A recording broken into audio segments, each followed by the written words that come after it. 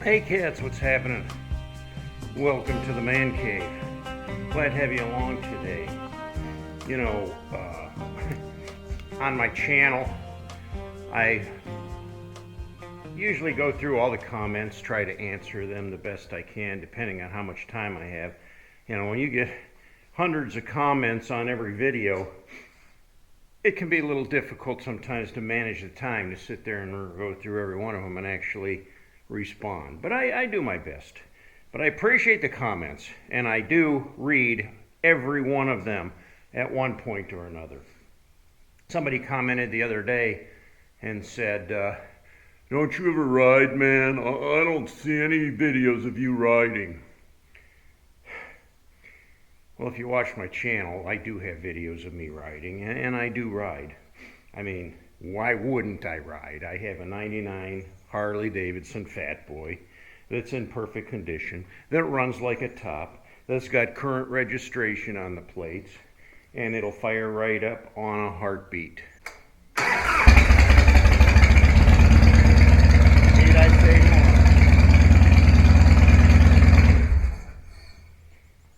So of course I ride. No, I haven't been riding this winter. As I told you, the salt was on the roads. We had pretty heavy rain this week, washed the salt off, so you know, you can ride now. And I just, you know, look at this. It's a beautiful day. I'll see what V's doing in there. She doesn't need me for anything else. I'll take a scoot. Got to blow the stink off sometime or another. But I'm not going to do a video on riding today. And, you know, I mean, if you want riding videos, you see the guys that have the helmet cams, you know, and you see them just going down the road. Some of them get a little fancier, you know, they might have a camera aiming back at their face while they're riding, or they'll have this shot down here, you know, where you see the tire going around down the road. Those are a dime a dozen. You can find them all over YouTube. The thing that I found, though, is when I take the camera with me on a ride, I don't have a helmet cam. You know, I don't have all the fancy gizmos. I got this handheld thing. And sometimes I'll put it, you know, on my chest here, hang it on my chest where, you know, it'll show the dash and the front of the bike view. But I find that when I'm doing a video, when I'm riding, I can be not so attentive to the riding as I am worrying about my camera. Did I turn it on? Did I turn it off? Is it aiming the right direction? Did I get that clip or didn't I? And when you're out on the road these days, you need to focus all your attention on riding. You know, I guess that's the nice thing about a helmet cam. You know, you turn it on, it's on your helmet, and you just leave it on and you just go for a ride and you don't worry about it, and then you edit it out when you get home. But I'm not so sophisticated, you know.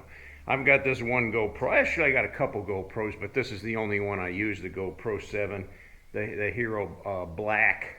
And it's been a good camera. It's got glitches like all GoPros, but needless to say, you won't see a lot of videos of me riding. When I go out to ride, I go out to ride. I don't like to worry about the camera or anything like that. I just want to enjoy the ride. So, anyway, when you do go out riding, where do you park your bike? Now, I'm not just kind of saying that in general, but let's say you're somewhere where, I don't know, you have to park on the lawn, or you have to park in a field, or somewhere where the ground isn't stable. You know, I've got this kickstand here, and it's got a pretty broad foot on it, but it'll sink in the mud really quick. So what do? In my tool pouch here, I always carry one of these, and it fits right under your kickstand. You pick up the kickstand,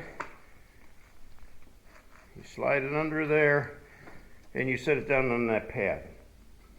And that just gives it a little more ground surface to keep that from sinking in, and it actually makes a big difference.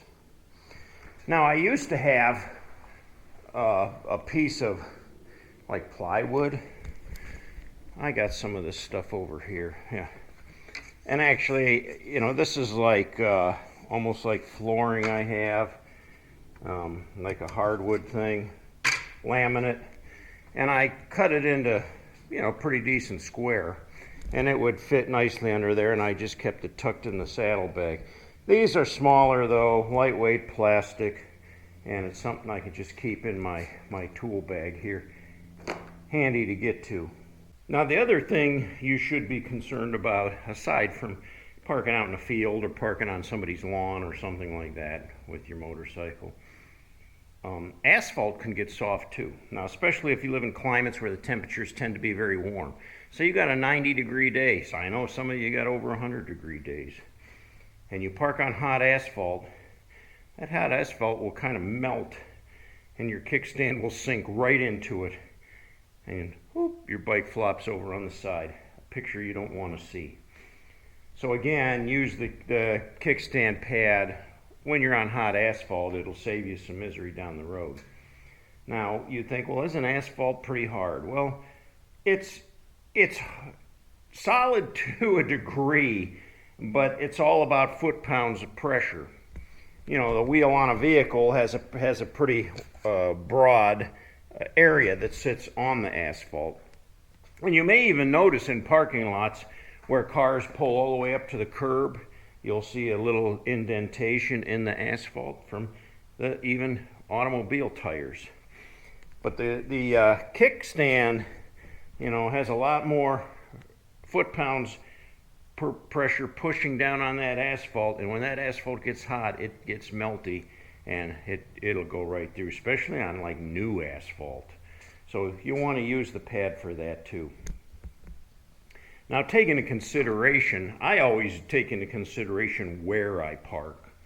You know, if I'm in a busy, congested area, I don't want to park where everybody else is. The last thing I want to see is somebody back into my fender and bust my taillight out, or come out from wherever I've been and find the bike laying over on its side, or something broke off of it because somebody backed into it. If I'm at like a commercial area, say I go to a restaurant or something to eat, I'm going to try to find a place where there's other bikes and park with them, or I'm going to find something that's kind of out of the way a little bit where it's going to be less likely to get run into.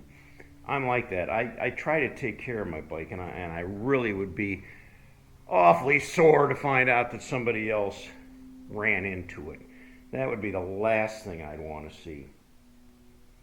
You know, sometimes even at some of these big, like malls or something, you'll see at the beginning of the parking lot, you know, cars will pull in at an angle, and at the beginning of the parking lot, there's like a slashed off triangle area.